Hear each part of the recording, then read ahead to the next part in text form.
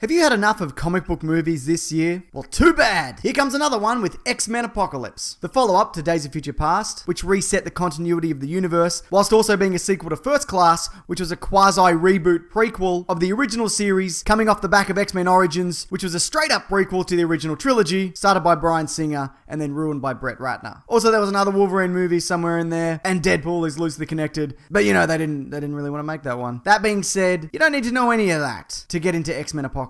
All you need to know is this. Apocalypse has awoken, he's a mutant, an ancient being with an agenda skewed towards the destruction of the human race and rebuilding a better mutant-heavy world. Someone has to stop him. It'll probably be the X-Men, some of the X-Men. You know what? I remember when Magneto used to be all about killing everyone in the world, like he tried to do in X-Men 2. But you know what? Since then, I don't feel like his heart's really been in it. Bryan Singer returns again as director, making this his fourth X-Men film, along with James McAvoy, Michael Fassbender, Jennifer Lawrence, and a handful of other younger characters introduced in First Class and Days of Future Past. Now, reactions to this movie have been surprisingly mixed as of so far. I'd imagine that Fox thought they had a surefire hit on their hands by allowing such early press screenings, and that just kinda blew up in their face. And honestly, I can't really understand the negativity behind it, because X-Men Apocalypse is pretty solid. For starters, going in, I really didn't have any interest in what looked like fairly generic replacements for the likes of Scott Summers, Jean Grey, and Storm, when in actual fact, they fit those roles quite nicely. As did the new Nightcrawler, a character I feel has been sorely missed from the franchise due to Alan Cummings' reluctance to return. Can't really go wrong with the returning cast either. And although there's been talk of Jennifer Lawrence phoning it in, seeing as this is the last film in her X-Men contract, I thought she was fine. Nothing earth-shattering, but stories about her lack of enthusiasm showing up on screen may have been exaggerated. Let's talk action though. For me, the highlight again is Quicksilver. He has one extended sequence, very reminiscent of what we saw in Days of Future Past,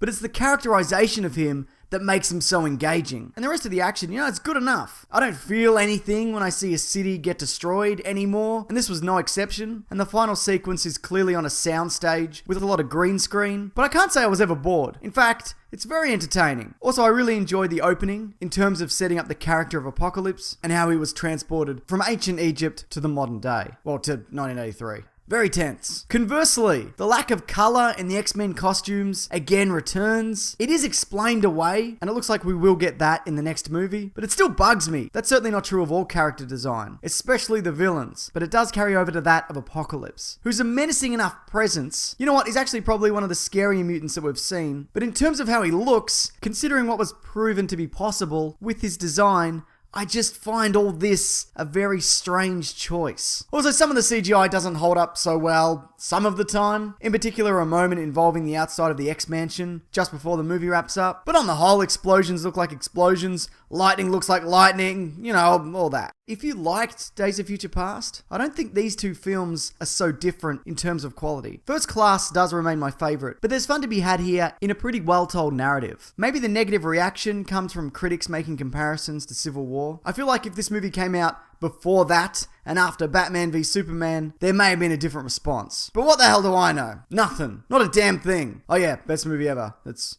because I do 2 ratings. It's either best or worst, and this is best. It's a good one. It's alright. So what did you think of X-Men Apocalypse? And in addition to that, what is your favourite X-Men movie? You can't say Origins either because that's not a good one. And hey, if you're keen, I have a movie, comic, TV show, podcast called The Weekly Planet. It's out every Monday and linked below. This Monday we're talking... I don't actually know. But we'll figure it out. Alright, that'll do it. Thanks everyone.